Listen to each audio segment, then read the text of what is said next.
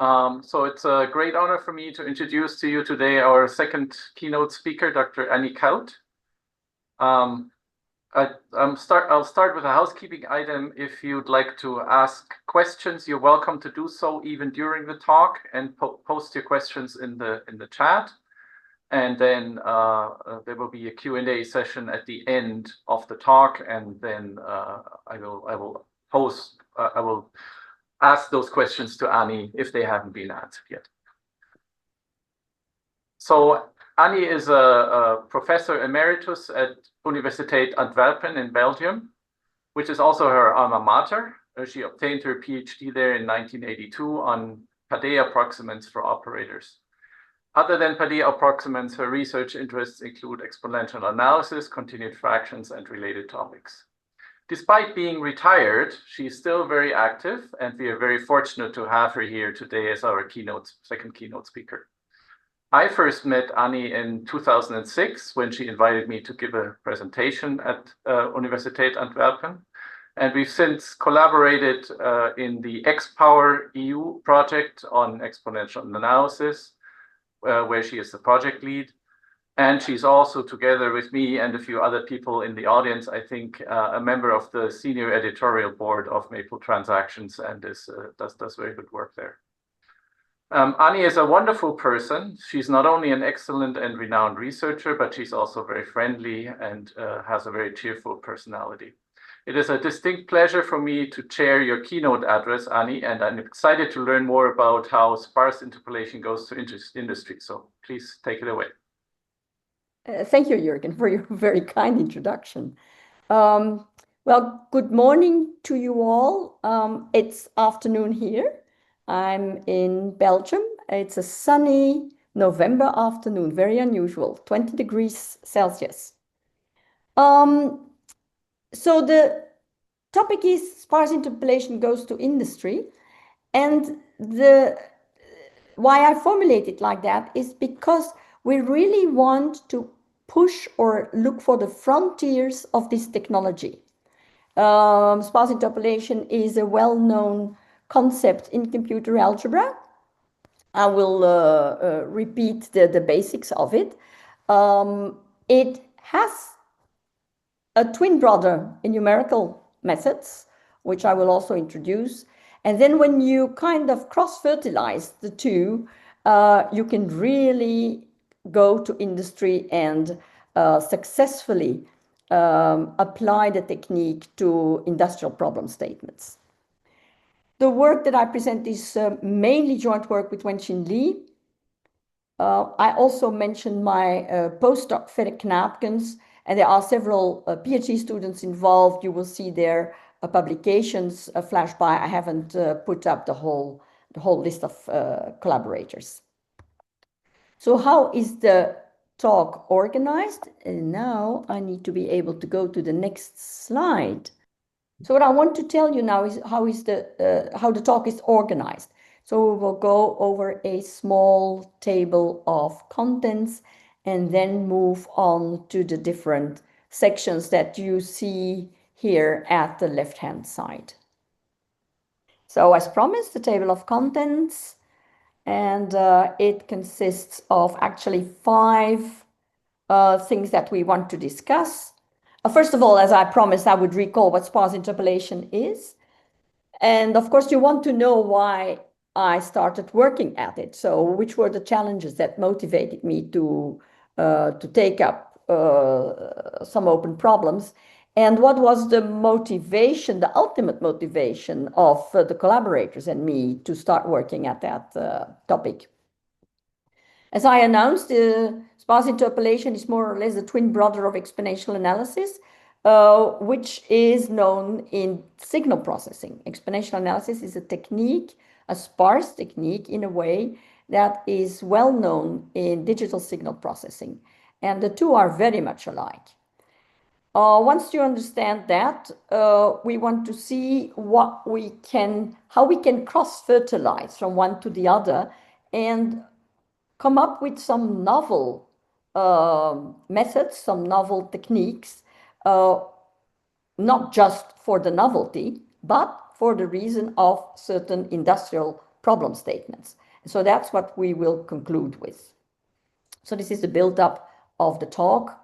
And the first thing we do is we go to sparse interpolation. Is anything bothering you in the screens anywhere? Or is the sharing perfect like that? It's fine. Everything looks great. Okay, that's good. Sparse interpolation is interpolation.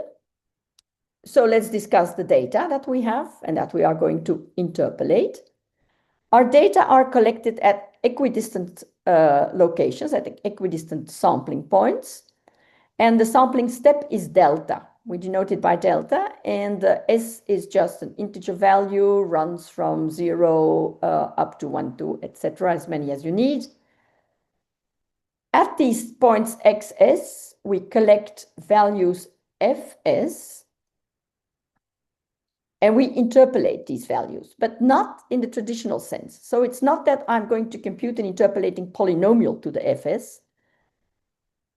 What I know about the fs, and that makes the problem more special, is that I know they are built up in a certain way. So I know, for instance, that they are a linear combination of certain powers of x. That I can know because of the physics or the engineering of the problem statement. But what I don't know is how many terms I have and which terms. So I don't know the powers, I don't know the linear coefficients, and I don't know the number of terms. And this is a specific interpolation problem, but it becomes very useful to look at if, for instance, the powers are not consecutive. So if you have big gaps between the powers of your basis functions, then this interpolation problem becomes a problem on itself, because how do you solve that? It doesn't only have to be powers of x. You can look at the trigonometric version, where you know, for instance, that your fs are a linear combination of certain cosines or sine functions, whatever, with unknown frequencies, and you don't know the coefficients, and you don't know the number. So it's a similar problem, just now it's a trigonometric sparse interpolation. And both can be considered as a special case of exponential sparse interpolation, because when x is replaced by ln of x, you get powers of x here. And when you look at the cosine as a sum of two exponentials, complex conjugate frequencies, then you get trigonometric interpolation. So in a way, this problem covers both previous problems. And this one was well known to numerical people, whereas the other original polynomial approach was well known to computer algebra people. To summarize, let me stress, so it's an interpolation problem, but it's not an interpolation problem that you solve in the classical way, like I have data, I propose a model, I choose n myself, so I propose the model myself, and then I try to fit the phi j and the alpha j as well as possible to the data in a least square sense. That is not the problem. That's just a regression problem. Sparse interpolation is, sorry, I don't have to move the screen, just my cursor. Sparse interpolation is rather, I have data at certain points xs. I already know from engineering or physics that these data look like that. They're just, this is a theoretical model, but they are just a measured value of this thing. And now I want to unravel from the data what the n is, the phi is, and the alphas are. So the information about the model type is known to you. It's not something that you choose, but the n, the number of terms, and the unknown parameters are for you to extract, not just compute in a least square sense.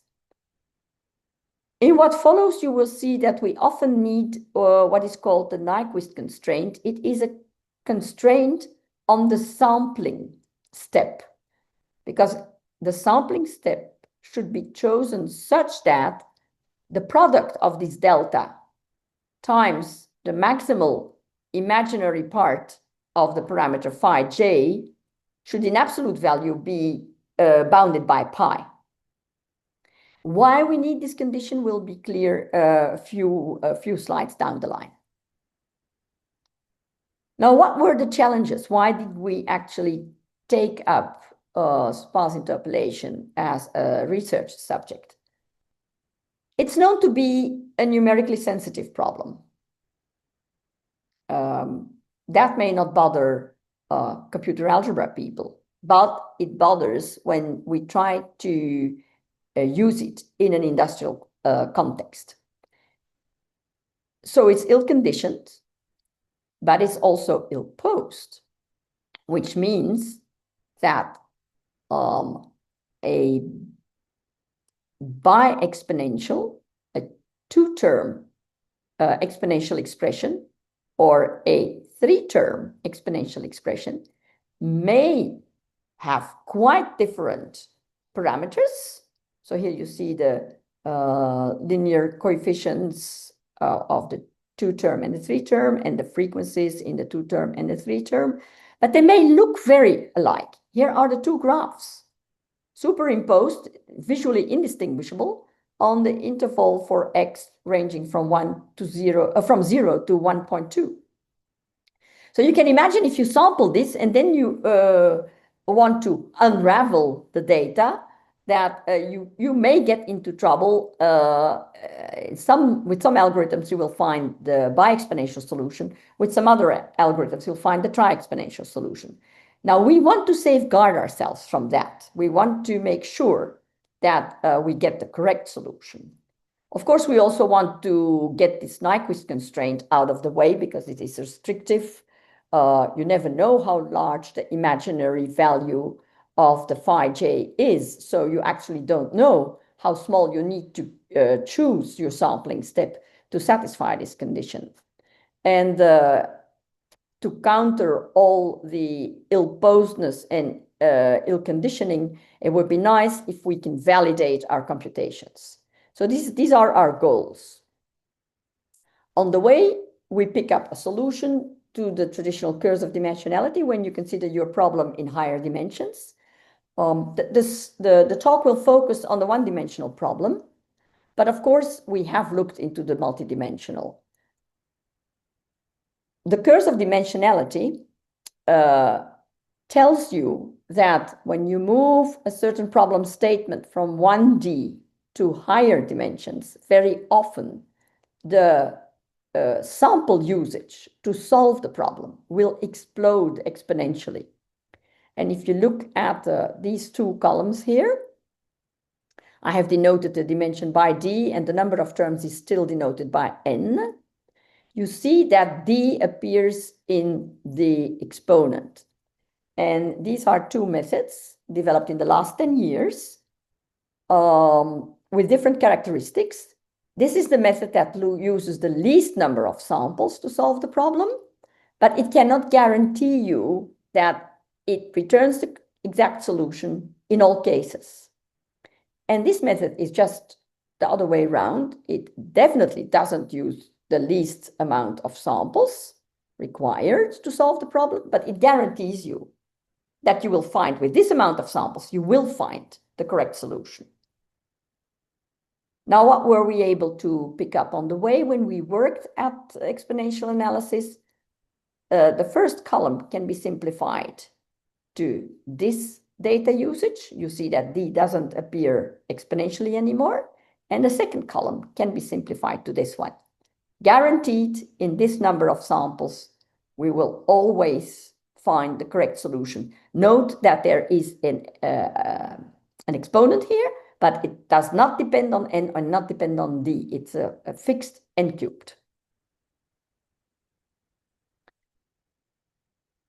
So when and what for did we start the work?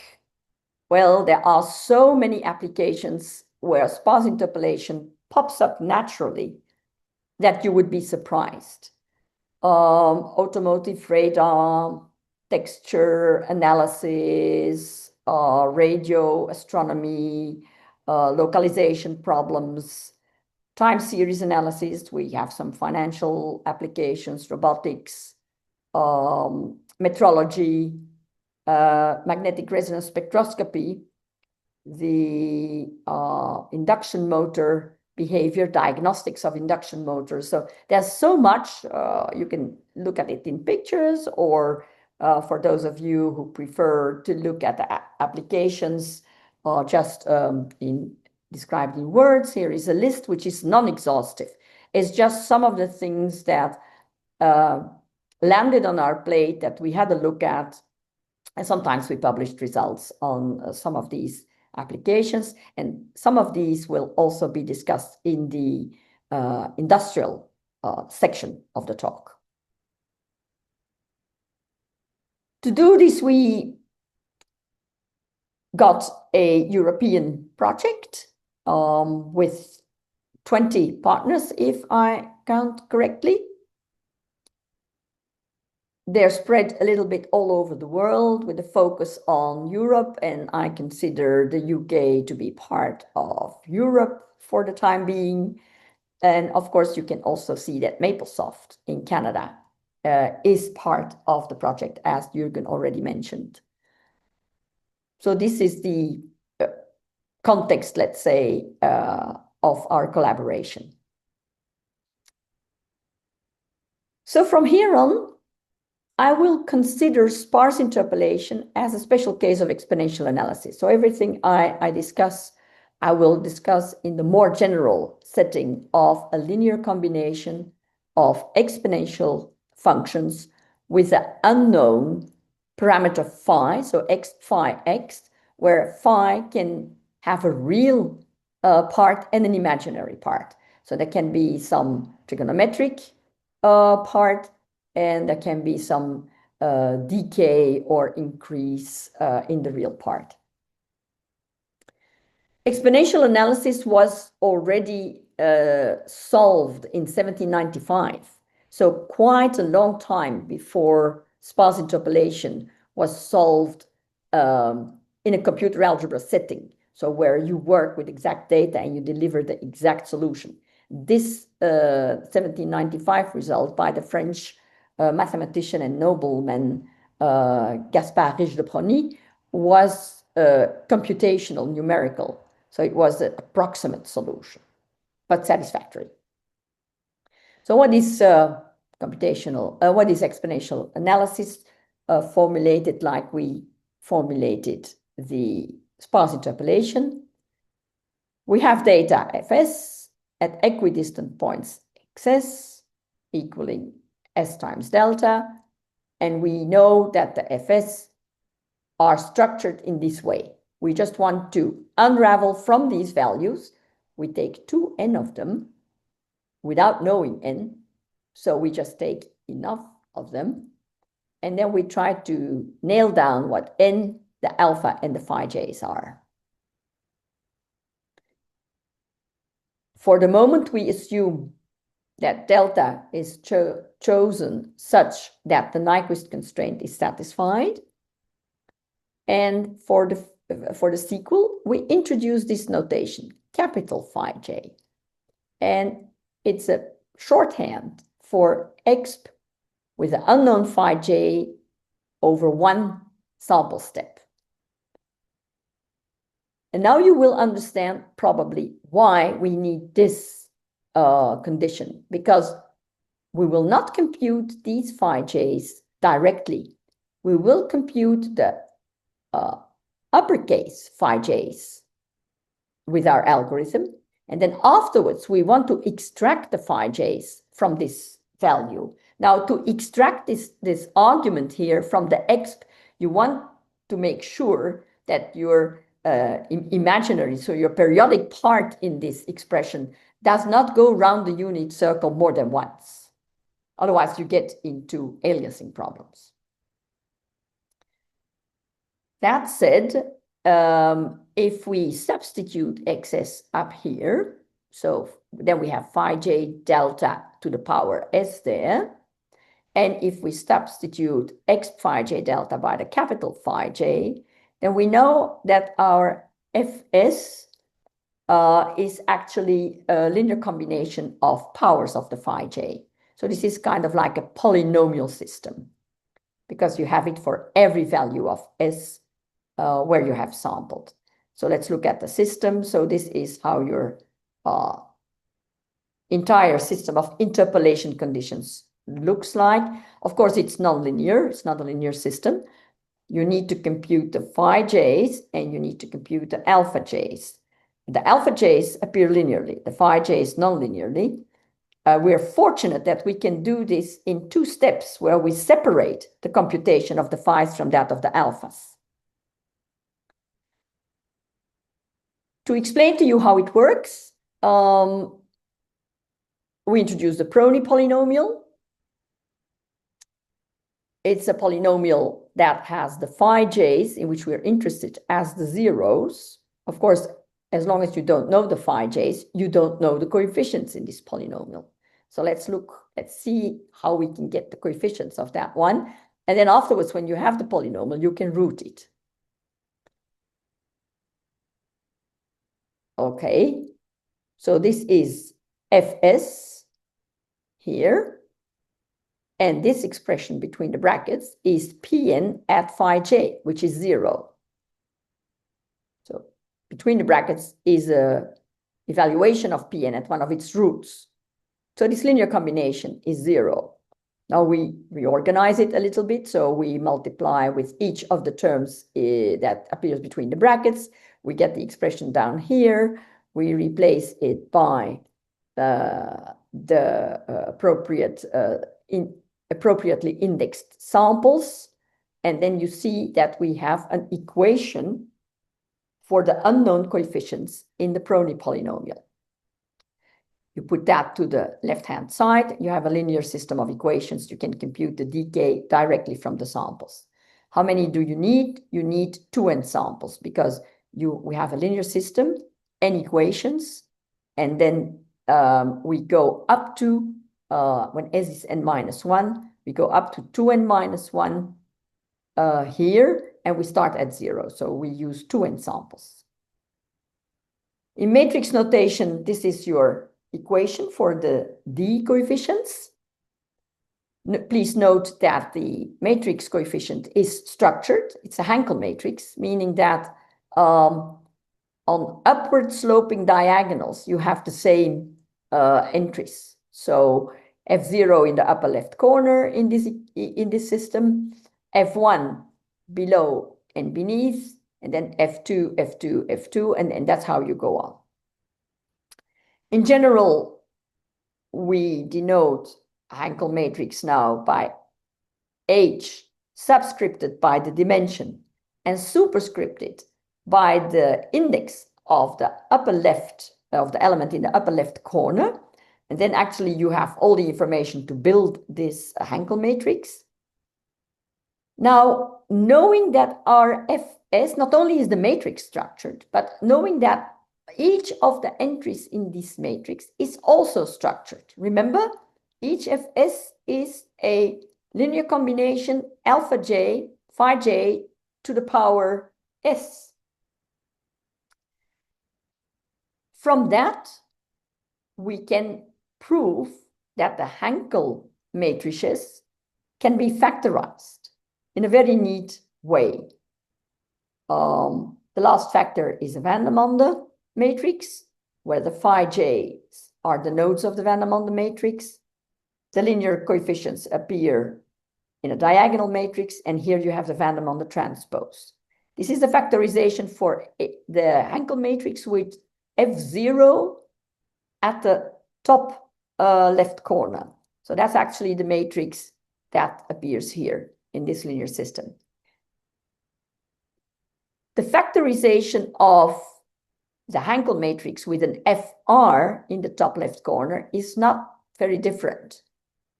The only difference is that an additional diagonal matrix appears here containing the phi j's to the power r. Now, if you look at these two, so Hn0 factorizes as Vn transpose d alpha Vn. and Hn1 factorizes as Vn transpose d alpha, a diagonal matrix with the phi's Vn, then you understand that these roots phi j of the Prony polynomial can also be obtained from a generalized eigenvalue problem, which I put down here. And that is the more modern numerical way to solve the Prony problem. So whereas Prony came up with this Prony polynomial, which you could root, that is not the method in use anymore. So this is the modern version of Prony's method for exponential analysis. Once you have computed the phi j, we know that the Nyquist condition holds, so you can extract the argument of this exponential, phi j times delta. And you know that that one is in absolute value bounded by pi, so there is no problem in identifying the correct phi j, no periodicity problems. How do you find the alphas in the second step? Now that you have the phi's, you substitute them in the polynomial system, and so it becomes a linear system in the alphas with the Vn transpose as the coefficient matrix, so the transpose of the van der Waals. So that's easy. And now, how do you know how many terms you have? Which is actually more or less what you need to find out first, but we will show that it can be done afterwards in the validation step. Numerically, a lot was known already on these Hankel matrices, on their regularity and singularity. Symbolically, Kalthofen and Lee made an analysis. The advantage of redoing that is that their analysis is also applicable to other basis functions, like the Chebyshev basis, or the the word escapes. Anyway, other polynomial basis functions that you can where you can apply this analysis to. And what is important to know, the Hankel matrix is regular most of the times up to n. For size n, it is definitely regular. But once you exceed n, so if you build your Hankel matrix too large, it becomes singular, guaranteed. Of course, numerically, that won't be an exact singular. But there are tools, and I'm not speaking about SVD, that you can evoke to pinpoint more or less where this transition happens. You'll see when we give you some numerical results, you will see how we get that. So to be correct, n is just the rank of the Hankels. You gradually increase them. You start with the Hankel 1 by 1, then 2 by 2, 3 by 3.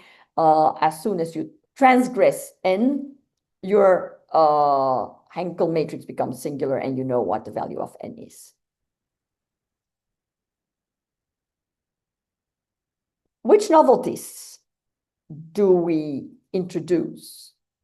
Looking at both the literature on sparse interpolation on the one hand, and the literature on exponential analysis on the other hand. Well, we can come up with something, we can develop something that we call the scale and shift paradigm, and it's very, very similar to what you know from wavelets. And it works as follows. Up to now, our sample locations were labeled X, S, and they were at multiples of delta.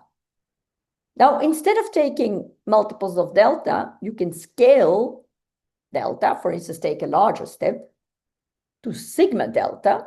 Let's say sigma is a positive value. And then you sample at multiples of sigma delta. And instead of only starting at 0, you can also decide to start somewhere else. Or you can take a negative or a positive multiple that you move forward or backward. I've put n and z here, but both can also be rational numbers, but I don't want to complicate it. So this is easier for you to go along in the thinking.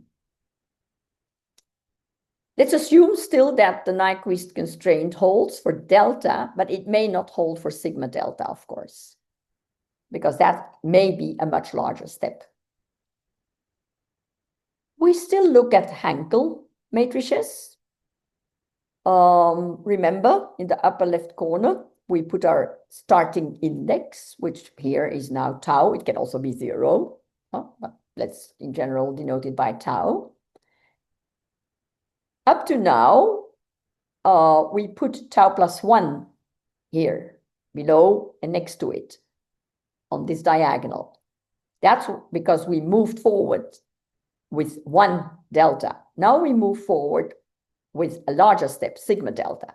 So we put here tau plus sigma below and next to it. And all the subsequent rows and columns are filled always with a sigma step further. So this still looks very much like the previous Hankel, except that you need to replace delta by sigma delta, and that you need to replace the r, index r here, by a tau. The samples you collect, for instance, when tau is 0, now look like that. So they are powers, they're again powers, S powers, but not of phi j. They're S powers of phi j to the power sigma itself. So that's also something to remember. But you can, from these observations, you can probably understand why a similar matrix factorization still holds.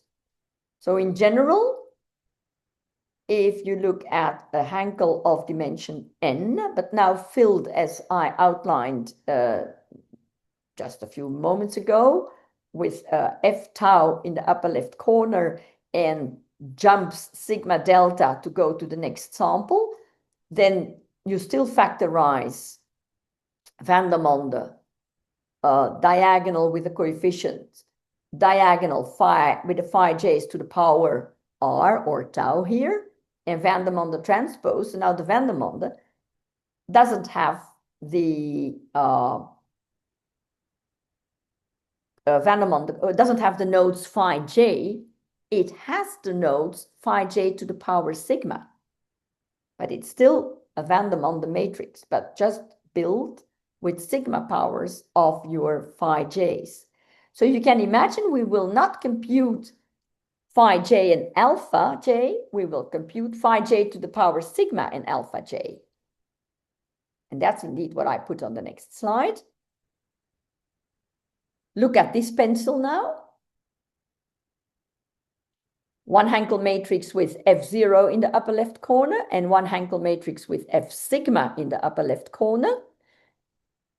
They both factorize in a similar way, only this one doesn't have the additional phi j factor, and this one has the phi j's to the power sigma. It's just one step difference between that one and that one. So the generalized eigenvalues of the problem are now the phi j to the power sigma.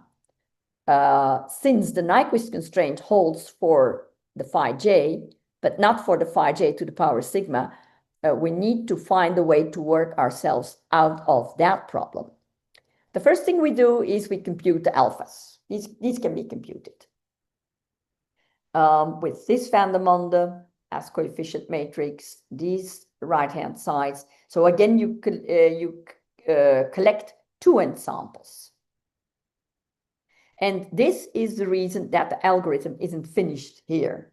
You may not be able to extract phi j uniquely from the phi j to the power sigma. So what do? We compute help entries. So now we consider additional samples, because the previous computation already costed 2 ensamples, because it was just a variation of the standard generalized eigenvalue problem. Now we compute some help entries, phi j tau, which we get, of which we can extract from an additional n samples at shifted locations, shifted over tau delta. Because a shift over tau delta for an exponential function can be regarded as a product of two exponentials. So the exponential of a sum is a product of two exponentials, and this shift can be put in the linear coefficient. Remember, we already had the phi j to the power sigma computed, so we can still fill that phantom on the system. We just used it to compute the alpha j's. Now with the new samples, we compute new coefficients, alpha j, phi j to the power tau. So you have two sets of coefficients, the ones computed on the previous slide and the ones computed on this slide, and their quotient gives you additional information. I never told you how to choose the tau, but here comes the trick. And that's a trick that we learned from sparse interpolation, from computer algebra.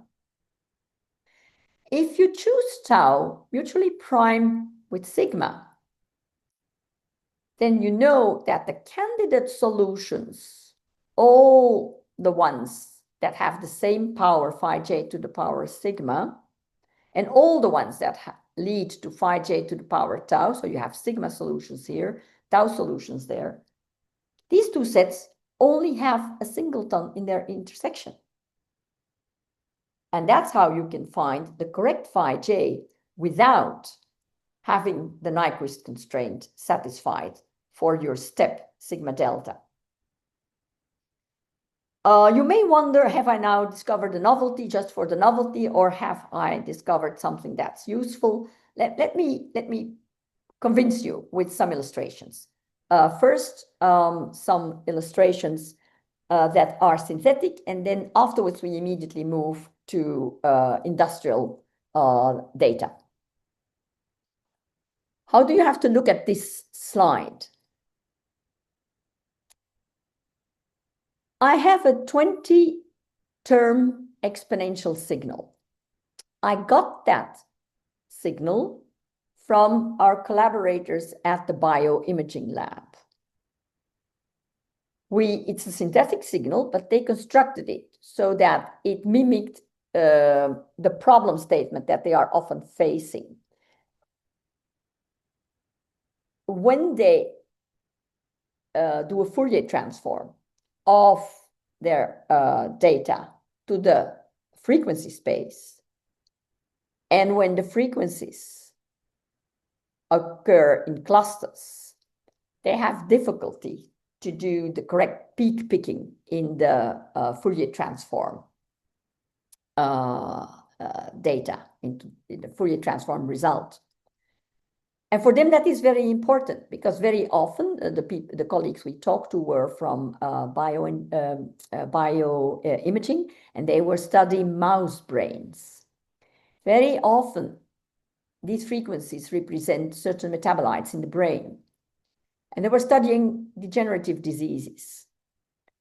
And for them to get the cumulative result of these 3 or 4 metabolites doesn't tell them enough to make a differential diagnosis between certain degenerative diseases. To know whether it is Parkinson or Hutchinson or any other thing, you need to know the individual contributions of these metabolites, and then you can conclude exactly or more precisely what is going wrong. So it's a synthetic signal, but we did add noise. On this slide, I show you the traditional output that they get. So sigma is just 1, tau is just 0. So we're into the basic, let's say, modern Prony method, the generalized eigenvalue thing. And how do you have to interpret this right-hand picture here? The correct answers are the open circles. So I indicate the locations of the correct answers. I even tell the solver that it needs to look for 20 terms. which is something that we will usually not tell our novel solver. And you get the 20 terms correctly, of course, if the bullets, which are the results of the computation, hit the open circles. But you can see there's almost no open circles hit. Nevertheless, the result is not that far off. You may have 5 open circles here. You get 2 terms. They are probably the cumulative result of some of the terms in here. But that is not enough. So you see that you find the frequencies here and here and here and here. You find all the locations of the frequencies, but you cannot separate them. Now let me show you what we can do. First of all, by choosing sigma 11 and tau 5, the clusters are spun around the unit circle 11 times. So the little differences between the generalized eigenvalues are magnified by a factor 11. And so they kind of separate clearly. And this is the result that we can give our colleagues now. So we can, within reasonable accuracy, detect all the terms. We got the correct number of terms in each cluster, and we got approximate values for each of the terms in the cluster. So this is real progress. We didn't use more samples. Capital N, which I didn't explain on the previous slide, indicates the total number of samples. We just placed our samples at different locations, which are easy to do. It's not that that complicates matters. Another popular term is super resolution now. Super resolution means that you want to identify very little details that you are normally not expected to be able to find. And that has everything to do, again, with the Nyquist constraint. So in order to illustrate that, I give you first a 2-term expression, which looks very reasonable. And I add a 3rd term, which has very high frequency, small amplitude. So this term is actually not much more than a small vibration on the 2-term signal. So the 2-term signal goes up and down, but then it starts to very, very, very, very quickly vibrate on top of these 2. And you can mostly see it like here at the maxima or the minima. So you see here that there is this unnatural little thing. We add noise to it, and you can also immediately see that the noise is larger than the 3rd term because you have more distortion now at these points. And to be precise, here I have plotted the 3rd term only in red, and in gray the noise. So you see that the term is really buried under the noise. But by combining the scale and shift technique, we can just unravel the whole thing and find the 3 terms. We find that it is 3 terms, not 2. We find that which the terms are, we give the amplitudes, we give the frequencies. And that was not possible before we introduced this novelty. I spoke about validation because the problem is ill-conditioned, ill-posed, etc. So it would be nice to validate. So which experiment have we carried out here? I have a 12-term signal now. At first, I use the standard method again. And I want to check what the influence of noise is. And I go from very low noise at the right-hand side here, 100 SNR, I'll tell you what SNR is, to a lot of noise. 0 means the noise is as large as the sample. Every 20 SNR noise level means 1 significant decimal digit in the sample is preserved. So here you know 1 significant decimal digit, here 2, here 3, here 4. Here your data are quite accurate for industrial, in an industrial context. 5 significant digits. That would really be a very accurate simulation, not even a measurement. Okay, we add the noise randomly. We repeat for every noise level, that means every bullet that you see here, we repeat the computation 500 times with different noise of the same level. And then we put 12 times 500 results on this vertical line. And so you see that there are 12 terms. So on the vertical axis is the frequency. There are 12 terms identified 500 times. So there's no variation between the 500 computations. And if you just go down to more and more noise, all the way up to, let's say, SNR 10, which is less than 1 significant decimal digit, the traditional method finds the solution. Once you go below that, which can happen in several contexts, the results go all over the spectrum. You actually don't know which of these are the 500 times 12 terms plotted here. So every output has been a candidate. That's clear. Can we do anything about that? Now, this is how the picture becomes. Annie, sorry for interrupting. You have about 10 minutes left, including questions. Yes, I'm rounding up here and then go to the industrial applications. So you see how it cleans up here. Again, 500 times 12 results printed for every noise level. When you reach noise level 0, you may not 500 times find all 12 terms. You see that this is a little bit lightly colored. So that means that the result has been missed a few times. But the ones that are returned are validated. So you don't get garbage. So I'm skipping this one. And I want to tell you about the industrial applications. And because of the time restriction, I will keep it brief. If you want to ask me questions on a specific application, please feel free to do that in the Q&A session. Direction of arrival. What type of problem is that? Well, you have here an array of equidistantly placed antennas.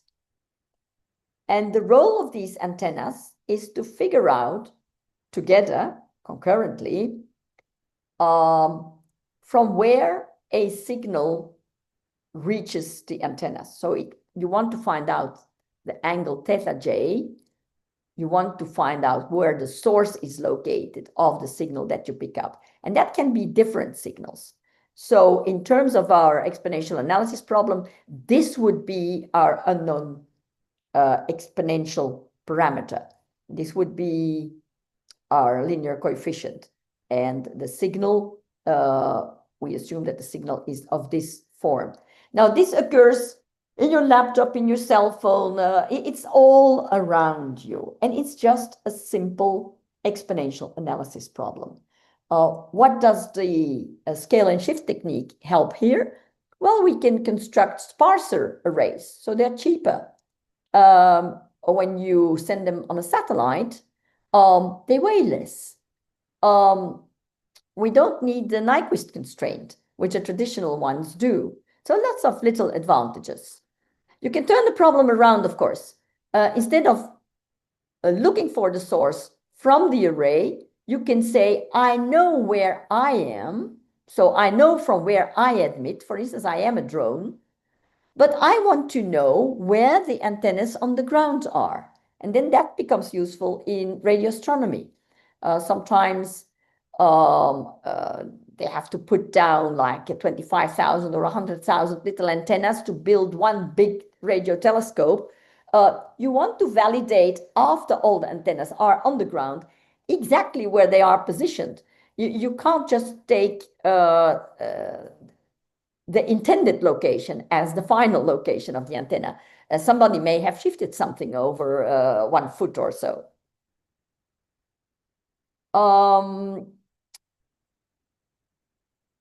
I told you we could get sparser antenna arrays. Just look at this one.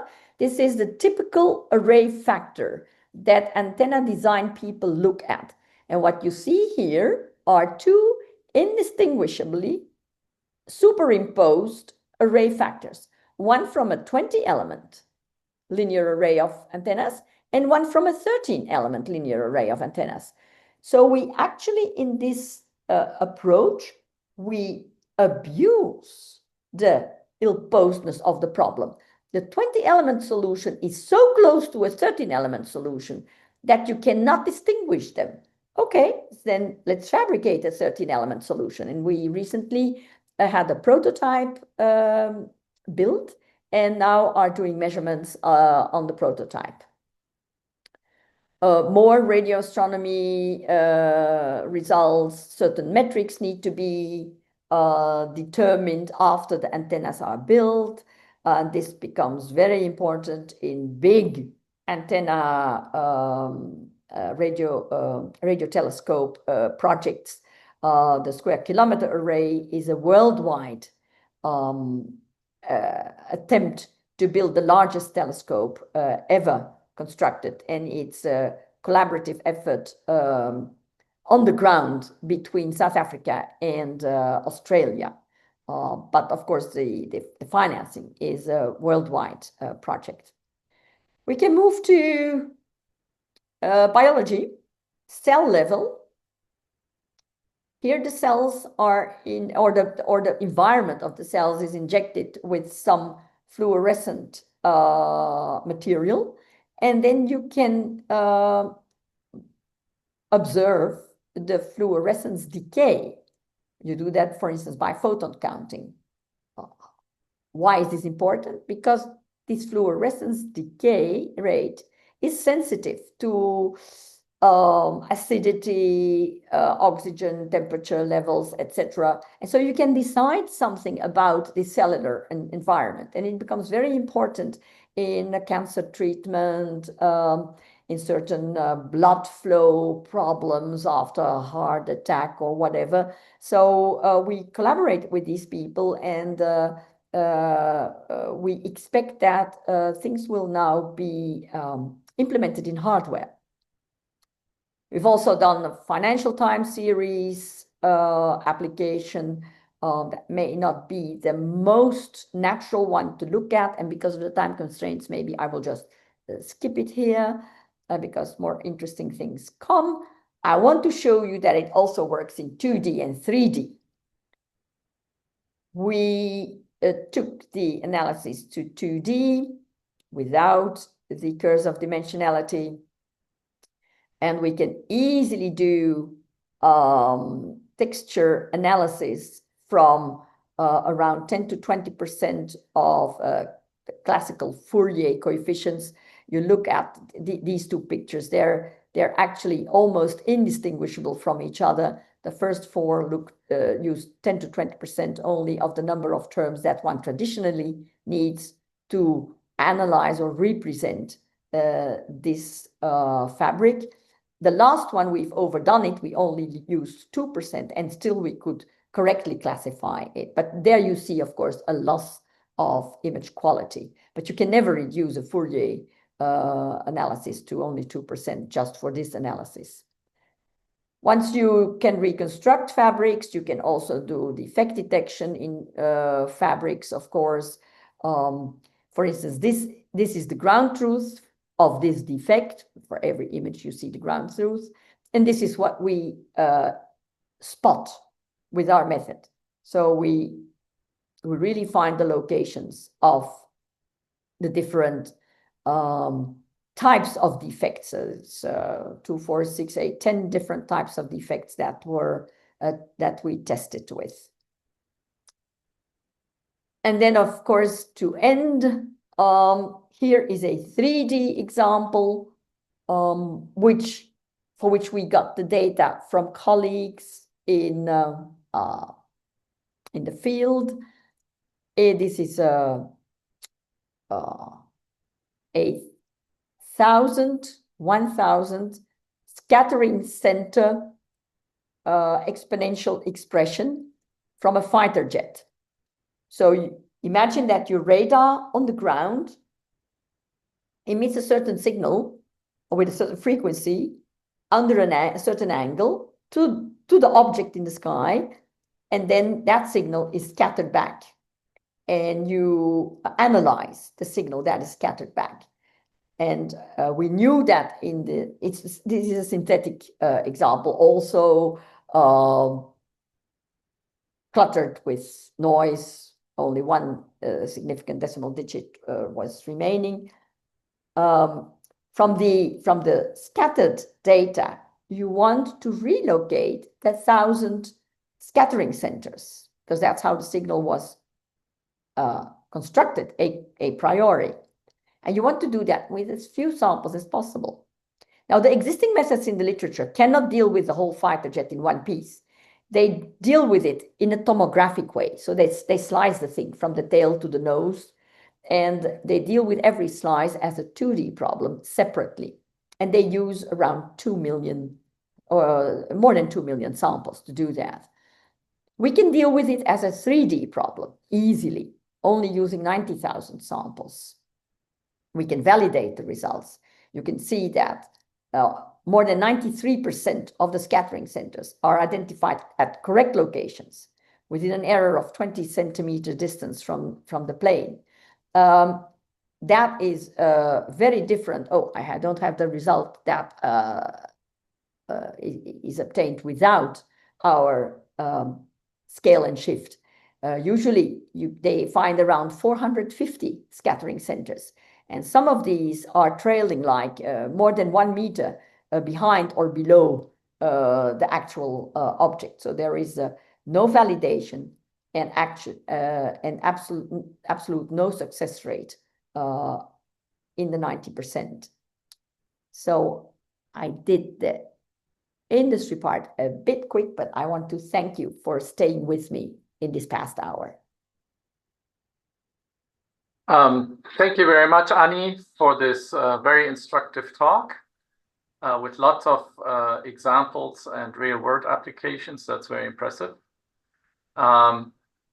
There are a few questions on the line, because as you may have seen, it has become very dark here during during the past hour. Yes, yes. So there's a few questions in the chat which I will just read out to you. The first one is, can these methods also be used in imaging procedures such as ultrasound in medicine? Well, yes, in medicine, we have colleagues who have ventured into MRI. Of course, it's not ultrasound, but at least it is something along that line. Yes, I expect it can be used. What is important, of course, is that you know the nature of the sample that you collect. You need to know that it is a linear combination of functions that can be dealt with in the way that we described. Now, let me be very clear on that.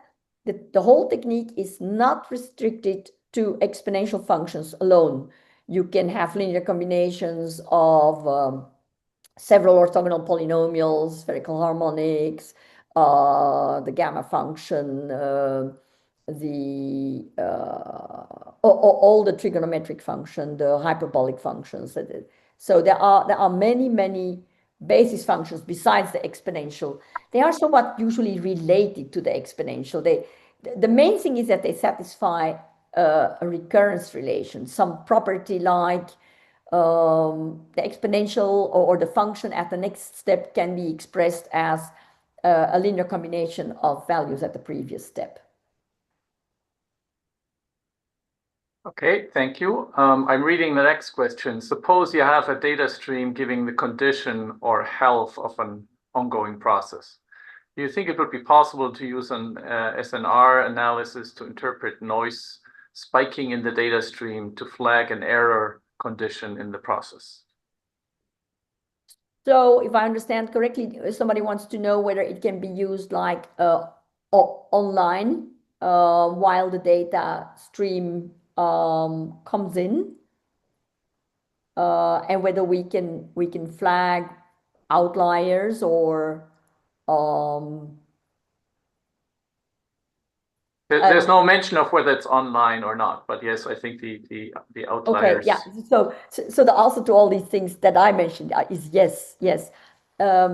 So, for instance, it can be used to monitor blood sugar levels. That's an easy application.